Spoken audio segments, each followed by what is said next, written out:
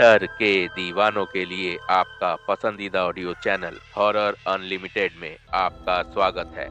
अगर आप असली हॉरर का अनुभव करना चाहते हैं तो हमारे चैनल को सब्सक्राइब करना ना भूलें। हमारी नई और डरावनी कहानियां सुनने के लिए बेल आइकन को दबाएं। अगर आपको हमारी कहानियां पसंद आए तो उन्हें लाइक करें, शेयर करें और अपने दोस्तों को भी डर का मजा लेने के लिए आमंत्रित करें, क्योंकि डर यहाँ शुरू होता है और आपका साथ कभी नहीं छोड़ता। हेलो दोस्तों, मैं आपका दोस्त और इस कहानी का सूत्रधार रंजीत। स्वागत है आपका हमारे चैनल पर। बनिए हमारा हमसफर इस डरावनी सफर पर। बारिश की रात और पिशाच का बदला। चमोली गांव में आज लगभग 3 दिनों से लगातार बारिश हो रही है। गांव की सड़कें, नालियां, तालाब सब लगभग भर गए हैं।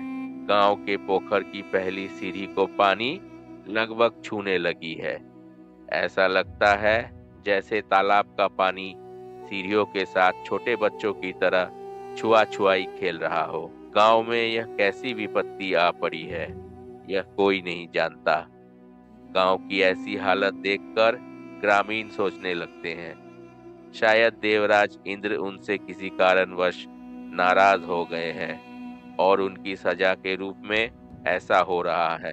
उनके बेहद सुंदर हरियाली से भरे गांव में यह सब घटित हो रहा है। इतनी बारिश के बावजूद भी दिन में गांव का बाजार लगता है, वरना लोग खाएंगे क्या।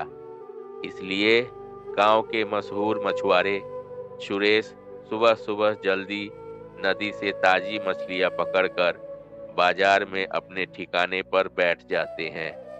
गांव के लोग जो खाली शुद्ध देसी बंगाली हैं, उन्हें सब्जी कम चलेगी, लेकिन खाने में मछली जरूर चाहिए। आज बाजार में काफी भीड़ जमा हुई है। क्या हाल है सुरेश, कैसे हो? अरे आचार्य जी, आइए आइए। इस विपत्ति में हम जैसे गरीब लोग कैसे रहें? बस गुजारा हो रहा है। आप बताइए कैसे हैं? हाँ, हम सब ठीक हैं। ये तो आपका बेटा है ना? कब आया शहर से? बेटा तो 2 दिन पहले आया, 1 हफ्ते बाद फिर चला जाएगा। वह बड़ी मछली खाना पसंद करता है। शहर में वह अकेले मछली पका नहीं सकता। घर आते ही उसकी माँ उसे तरह तरह की मछलियाँ बनाकर खिलाती है। इसलिए मैं आपके पास आया हूँ। इस पूरे चमोली में आपसे अच्छी मछली और किसी के पास नहीं मिलती। आपने एकदम सही कहा। इस पूरे चमोली में मुझसे ज्यादा ताजी और अच्छी मछली किसी के पास नहीं है। तो बताइए क्या चाहिए? 2 किलो अच्छी रोहू मछली, थोड़ी मछली का तेल और अंडे भी दे दीजिए। मेरा बेटा मछली के अंडे की सब्जी खाना बहुत पसंद करता है। ठीक है, मछली अच्छी है तो ये देखिए। कहते हुए सुरेश ने एक रोहू मछली उठाते हुए उसकी कांटा आचार्य जी को दिखाते हुए कहा, देखिए एकदम लाल लाल चमचम करती। सारी मछलियां अच्छी होंगी। सुरेश के पास से मछली खरीदकर कोई भी धोखा नहीं खाता। ये लीजिए आपकी मछली। मछली का हिसाब करके आचार्य जी चले गए। जैसे जैसे दिन चढ़ रहा था, बारिश का जोर और बढ़ रहा था। लगातार कई दिनों से बारिश होने के कारण गांव के नरम मिट्टी की सड़क पर चलते हुए अब पैर धंसने लगे थे। प्रकृति की इस असहनीय आपदा में गांव का हर इंसान बेहाल हो चुका है। कई सालों बाद इस तरह की तूफान और बारिश की विपत्ति चमोली और आसपास के कई गांवों में आ पड़ी है। सुरेश बाजार में मछलियां बेचने के बाद घर की ओर रवाना हुए। घर लौटते समय वह फूलों की दुकान से कुछ फूल और एक माला खरीदे। थोड़े से फल और मिठाई भी लिए। गांव की किराने की दुकान से घर के लिए राशन लेने गए। वहां उनकी मुलाकात गांव के पुजारी जी से हुई। अरे दुकानदार, कहाँ गए तुम? मुझे तो बहुत सी चीजें लेनी है। बारिश रुकने का नाम नहीं ले रही। अगर ज्यादा देर हो गई तो मेरे हाथ की सारी चीजें भीग जाएगी। यह देखकर पुजारी जी हंसते हुए बोले, अरे सुरेश, आज इतना सामान खरीद रहे हो? हाथ में फूल माला और मिठाई भी देख रहा हूँ। आज मेरे भतीजे समर को गुजरे 1 साल हो गया। पुजारी जी, समर तो मुझे अपने बेटे की तरह प्रिय था। सोच रहा हूँ थोड़े कष्ट सहकर कुछ आयोजन करूँ। देखिए, मेरे पास ज्यादा कमाई नहीं होती, ऊपर से बारिश बादल। यह कहते हुए सुरेश अपनी धोती के पल्लू से आंखों के आंसू पोंछने लगे। मेरा भतीजा कितना अच्छा था, अचानक उसे क्या हुआ, कौन जानता है। चाहे कितनी भी विपत्ति आए, लेकिन कुछ आयोजन करना ही होगा। पहला साल है, आत्मा की शांति भी तो जरूरी है। इसलिए सोच रहा हूँ जितना बन पड़े करूँ। पुजारी जी गंभीर स्वर में बोले, हाँ, तुम सही कह रहे हो। जो हुआ उसके बाद आयोजन जरूरी है, लेकिन अगर तुम गांव के किसी ब्राह्मण को बुलाते तो शायद कोई तुम्हारे घर ना आता। इसलिए अच्छा किया कि किसी को नहीं बुलाया। बात खत्म होते ही दुकानदार दुकान पर आकर सुरेश से उनकी जरूरत पूछता है। सुरेश ने अपना बैग भरवाया। खोई, नारियल का लड्डू, तिल के लड्डू, धूप बत्ती, चावल, दाल और अन्य चीजों से सामान लेकर वह घर लौट गए। घर लौटकर काफी देर तक वह अपने घर की दहलीज पर बैठकर अपनी गड़गड़िया लाकर उसमें कोयला सजाकर धुआं छोड़ते हुए पुराने दिनों की कई बातें सोचता रहा। फिर स्नान और भोजन करके दोपहर में कमरे में आराम करने चला गया। सुरेश की आंखों में तंद्रा छा गई। अपने मन के भीतर वह एक आवाज सुनता है। यह आवाज उसके छोटे भाई की है। वह कह रहा है, भैया, उठिए जल्दी, डॉक्टर लेकर आइए। आपकी बहू की तबीयत और खराब हो रही है। इस गांव में कॉलेरा से और कितने लोग मरेंगे कौन जानता है। आप जल्दी जाइए, देर मत कीजिए। पिछली बार की तरह होने से भाभी को हम बचा नहीं पाएंगे। इस बार आपकी बहू को बचाना ही होगा। उसका एक छोटा बेटा भी है। सुरेश यह सुनकर घर के अंदर जाने की सोचता है। तभी वह घर के भीतर से रोने की आवाज सुनता है। भीतर जाकर देखता है कि उसका भाई कमरे के एक कोने में बैठा रो रहा है। उसके सामने उसकी पत्नी चेहरा ढककर सोई हुई है। सुरेश को देखकर उसका भाई रोते रोते कहता है, आपकी भाभी नहीं रही, वह हमें छोड़कर चली गई। यह कहकर वह फिर रोने लगता है। कुछ दिनों बाद सुरेश का भाई भी कॉलेरा से पीड़ित हो गया। कुछ ही दिनों में वह भी इस दुनिया से चला गया। मरने से पहले उसका भाई सुरेश के हाथ में अपना इकलौता बेटा देकर कहता है, आप आप मेरे बेटे को अपने बेटे की तरह देखिए और कुछ मत होने दीजिए। वह हमारा बहुत दुलारा है, उसका ख्याल रखिए और इस गांव को छोड़कर कहीं और चले जाइए, नहीं तो मेरा बेटा भी कॉलेरा जैसी महामारी से नहीं बच पाएगा। यह जीवन कष्टकारी है, इस महामारी से बचना मुश्किल है।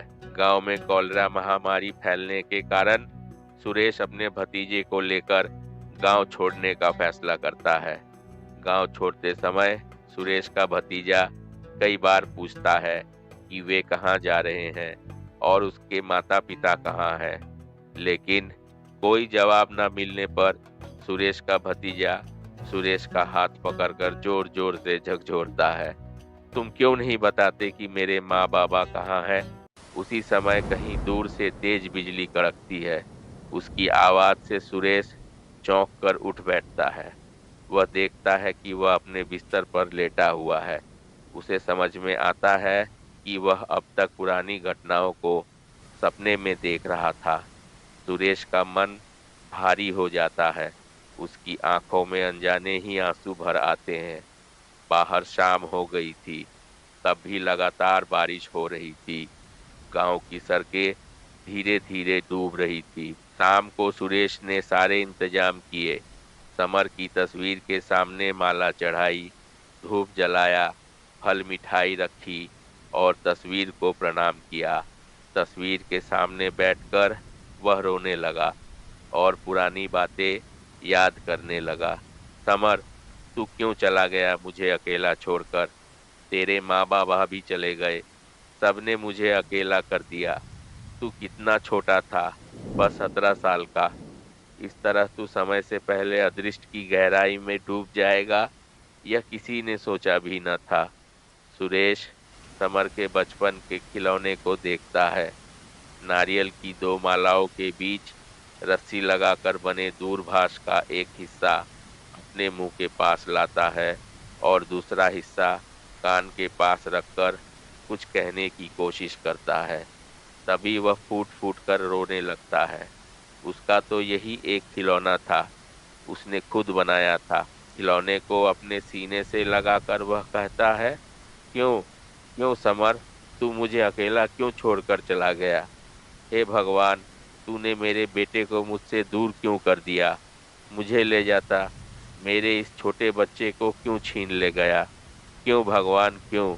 यह कहते हुए वह और जोर-जोर से छाती पीट कर रोने लगता है। शाम से कब रात हो गई, यह सुरेश को पता ही नहीं चला।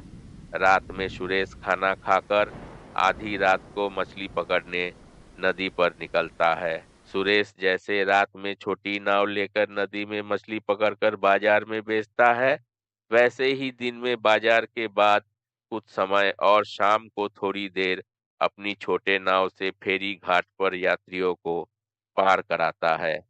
समर की बरसी के अगले दिन से बारिश बंद हो गई थी, लेकिन आसमान काले बादलों से ढके थे। गांव के नदी, तालाब सब पूरी तरह से भर गए थे। अगले दिन सुरेश समर का नाम लेकर कुछ खाने की चीजें लेकर गांव के शमशान में जाकर छोड़ आया।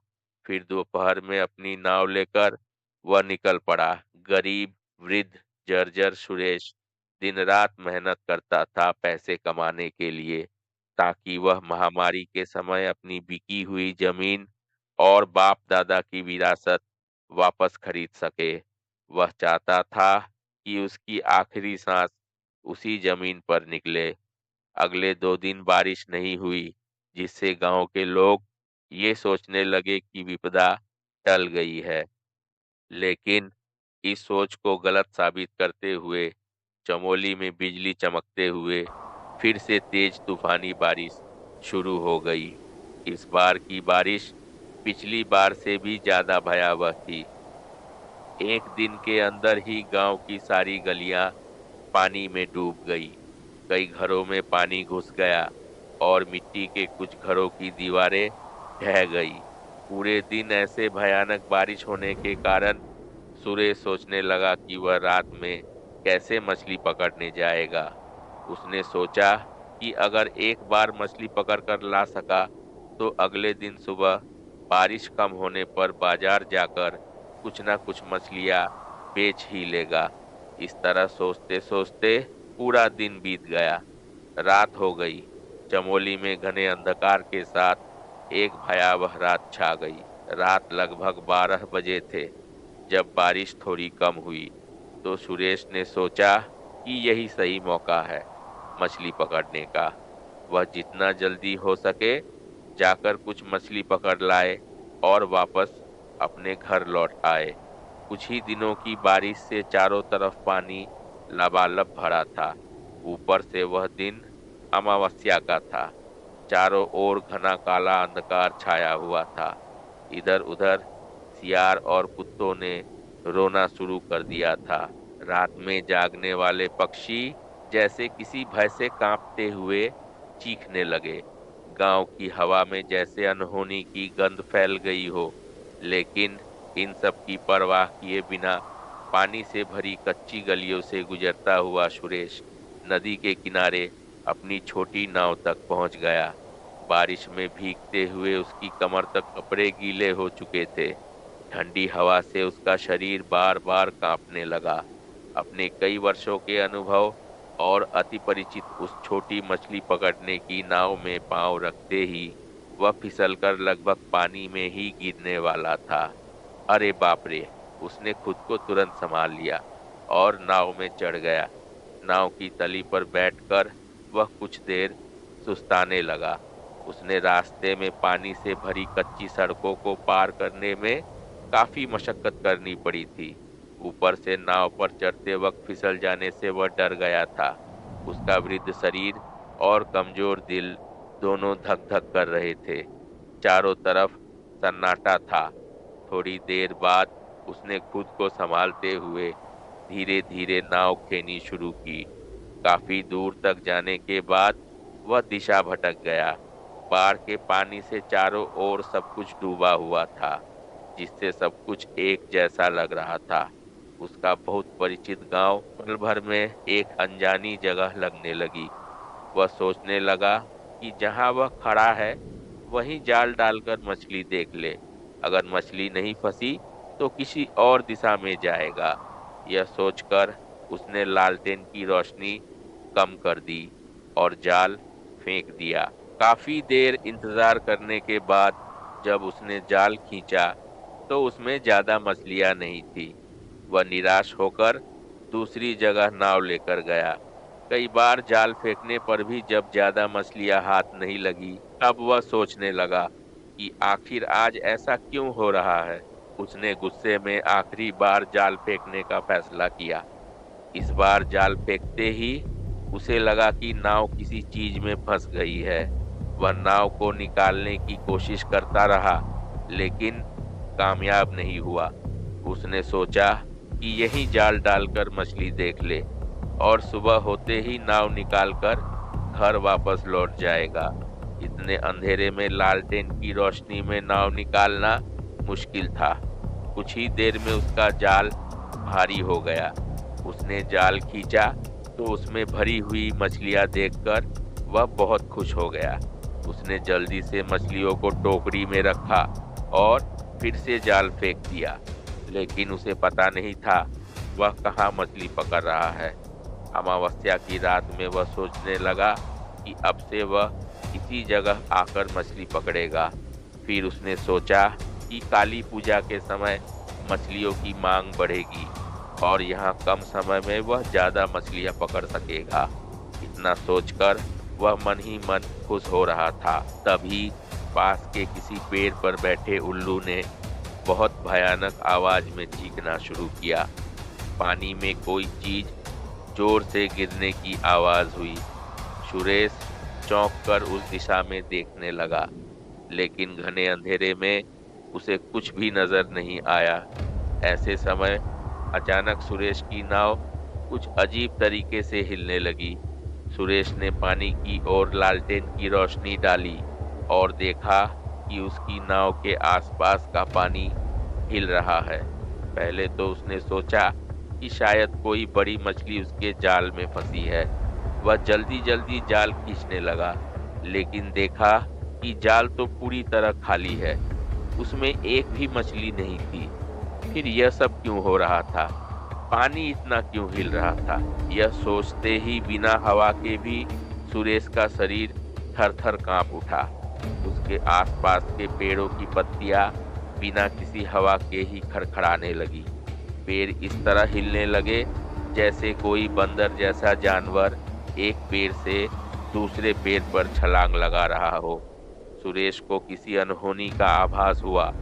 डर के मारे वह नाव की छतरी के नीचे बैठकर राम का नाम जपने लगा। तभी एक साथ लगभग सैकड़ों पक्षी उड़ गए और उनके पंखों की फड़फड़ाहट की आवाज सुनाई दी। उसी समय नाव की छतरी पर कुछ भारी चीज गिरने की आवाज आई। यह आवाज इतनी तेज थी कि नाव लगभग पलटने वाली थी। टोकरी में रखी कई मछलियां नाव में बिखर गई। बाहर क्या हो रहा है, यह देखने के लिए सुरेश ने खुद को संभाला। लालटेन हाथ में लेकर वह छतरी के बाहर गया। उसने चारों ओर ध्यान से देखा, लेकिन कुछ भी नहीं दिखा। फिर जब वह पीछे मुड़ा और छतरी के अंदर जाने लगा, तो उसने देखा कि उसके नाव की छतरी के ऊपर समर का वही खिलौना लटका हुआ है। खिलौना हाथ में लेते ही सुरेश को नारियल की खोपड़ी के अंदर से कुछ आवाज सुनाई दी। सुरेश ने नारियल की खोपड़ी का एक हिस्सा हाथ में पकड़ा और दूसरा हिस्सा अपने कान से लगाया।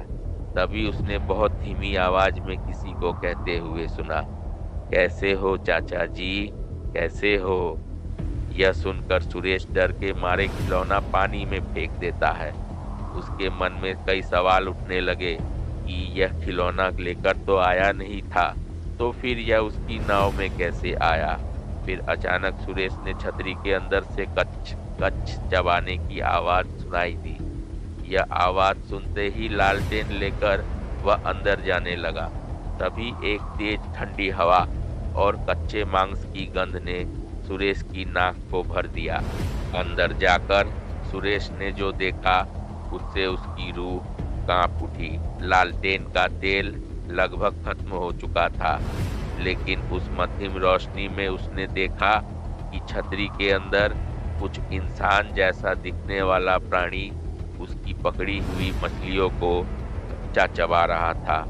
उन प्राणियों का शरीर आधा सड़ा हुआ, आधा जला हुआ लग रहा था। छतरी के अंदर इतनी गंदी बदबू थी कि सुरेश डर के मारे कांपने लगा। भय और आतंक के कारण वह पत्थर की तरह चुपचाप खड़ा रहा। तभी उस इंसानी प्राणी के खौफनाक कान फाड़ देने वाली हंसी ने सुरेश की इंद्रियों को सक्रिय कर दिया।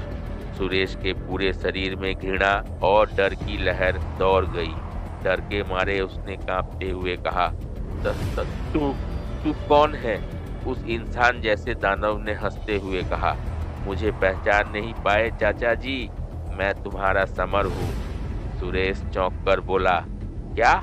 तू समर? यह कैसे हो सकता है? तू तो मर चुका है।" दानव बोला, "क्या तुम्हें लगता है कि मैं जिंदा हूँ?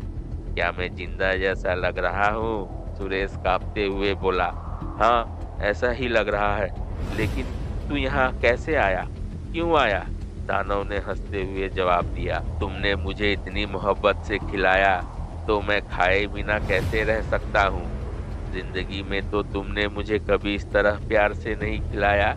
मेरी मृत्यु पर जब तुमने मुझे इतना प्यार से खिलाया, तो मैं तुम्हारे पास आए बिना कैसे रह सकता हूँ चाचा जी?" यह सुनकर सुरेश ने कांपते हुए कहा, "लेकिन मैं तो तुझे सुबह गांव के शमशान में खिलाकर आया था।" समर ने हंसते हुए कहा, "चाचा जी, एक बार चारों तरफ अच्छे से देखो, तुम अभी कहाँ हो?" यह सुनकर सुरेश ने लालटेन लेकर चारों तरफ देखा। उसने देखा कि मछली पकड़ते पकड़ते वह नदी छोड़कर कब गांव के शमशान में आ गया, उसे पता ही नहीं चला। सुरेश के हाथ पैर ठंडे हो गए। उसे समझ आ गया कि उसकी नाव शमशान में पड़े अधजले लकड़ी के टुकड़ों में फंस गई थी। बाढ़ के पानी को वह नदी का पानी समझकर इस शमशान तक आ गया था। सुरेश समझ गया कि वह किसी बड़ी मुसीबत में फंस चुका है।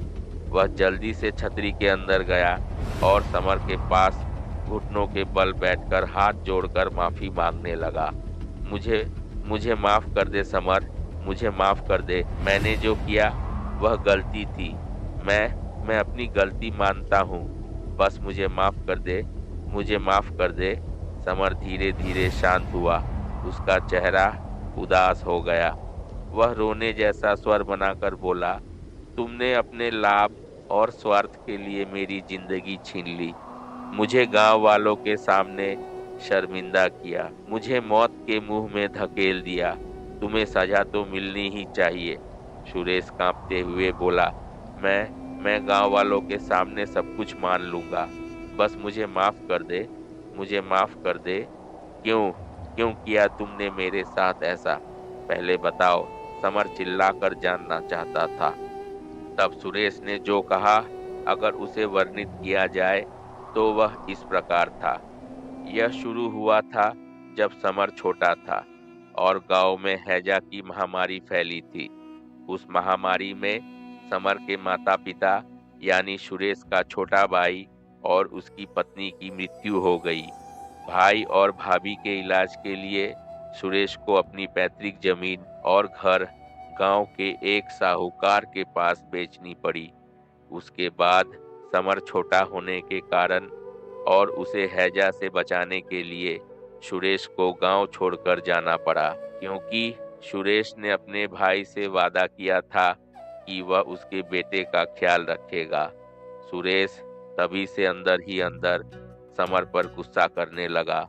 तब समर बहुत छोटा था, लेकिन सुरेश ने अपना गुस्सा अपने भतीजे पर दिखाना शुरू कर दिया।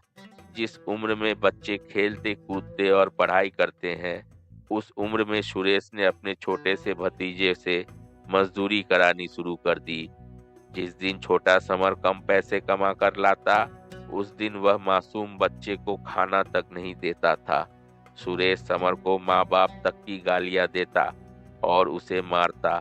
जब समर को खेलते हुए देखता तो उसे घर के बरामदे में लगे बांस से बांध देता और घंटों तक बांधे रखता। इससे छोटे समर के शरीर पर निशान पड़ जाते। कभी कभी जब सुरेश किसी और वजह से गुस्से में होता, तब भी घर आकर वह समर पर अत्याचार करता। समर का पूरा शरीर जलने और चोटों के निशानों से भर गया था। समय के साथ जब समर थोड़ा बड़ा हुआ और गांव की स्थिति पहले से बेहतर हुई, तो सुरेश समर को लेकर फिर से गांव में लौट आया। गांव आने के बाद सुरेश ने समर पर और अत्याचार करना शुरू कर दिया। समर यह सब चुपचाप सहता रहा, क्योंकि बचपन से ही सुरेश उसे यह कहकर दोषी ठहराता था कि उसी की वजह से सुरेश को अपनी जमीन और घर बेचनी पड़ी और गांव छोड़ना पड़ा। इन बातों से समर हमेशा ग्लानि में डूबा रहता और सब सहता रहता। समर पर होने वाले अत्याचार को देखकर गांव के लोग कभी कभी समर को सांत्वना देते, उससे अच्छी से बातें करते, कभी कभी कोई कुछ खाने को भी दे देता। गांव के लोग समर से बहुत प्यार करते थे। ये सब जानकर समर के चाचा सुरेश ने एक चाल चली, जिससे उसके कंधे पर पड़े समर नामक बोझ से छुटकारा मिल सके और उसे कोई दोष भी न दे। एक दिन सुरेश ने रात के अंधेरे का फायदा उठाकर गांव के साहूकार की पत्नी के गहने चुरा लिए और चुपचाप समर के कपड़ों के बक्से में छिपा दिया। इसके बाद वह अपने काम पर चला गया। सुबह जब गहने नहीं मिले तो उनकी तलाश शुरू की गई। इस तलाश में गांव के हर घर की तलाशी होने लगी। यह सलाह साहूकार को सुरेश ने ही दी थी। गहनों की तलाश करते करते साहूकार और गांव के बाकी लोग सुरेश के घर पहुंचे। सुरेश ने कहा, ताकि उसे कोई शक न करे, उसके घर की भी तलाशी लेना जरूरी है। जब सुरेश के घर की तलाशी शुरू की गई, तब समर के कमरे से सारे गहने बरामद किए गए।